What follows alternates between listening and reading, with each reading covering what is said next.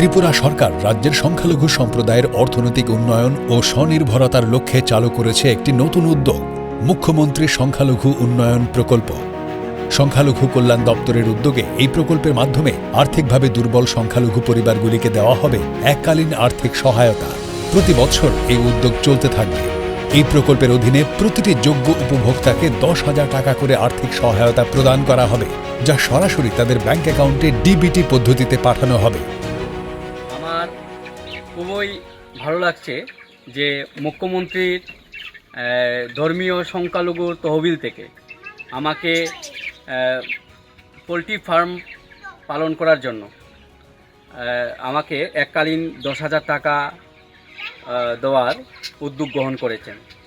আমি আমাদের ত্রিপুরা রাজ্যের মাননীয় মুখ্যমন্ত্রী এবং ধর্মীয় সংখ্যালঘুর সকল আধিকারিকগণকে আমার ব্যক্তিগত তরফ থেকে অসংখ্য ধন্যবাদ জ্ঞাপন করছি এইরকম সাহায্যের হাত বাড়িয়ে দেওয়ার জন্য।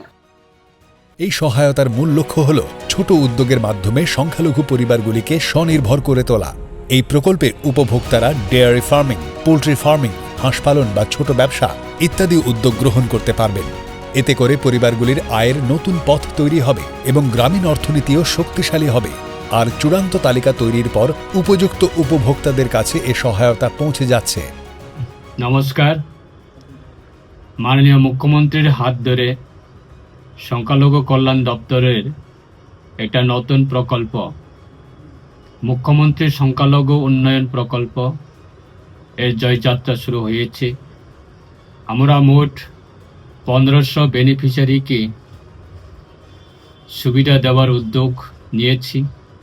তাদেরকে হাঁস পালন, মুরগি পালন, দুগ্ধ প্রকল্পের বা ছোট ব্যবসার জন্য 10,000 টাকা সাহায্য দেওয়া হবে।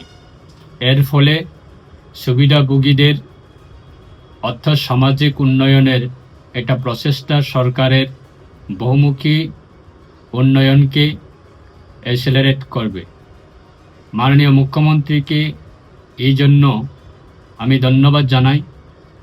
আশা রাখছি সকল সুবিধাভোগী জনগণ তাদের নিজ নিজ প্রাপ্য সুবিধা দিয়ে আরও উন্নতি করবে।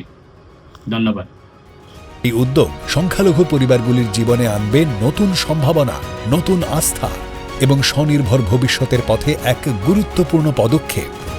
এ এক নতুন স্বপ্ন, নতুন জীবনের দিশা।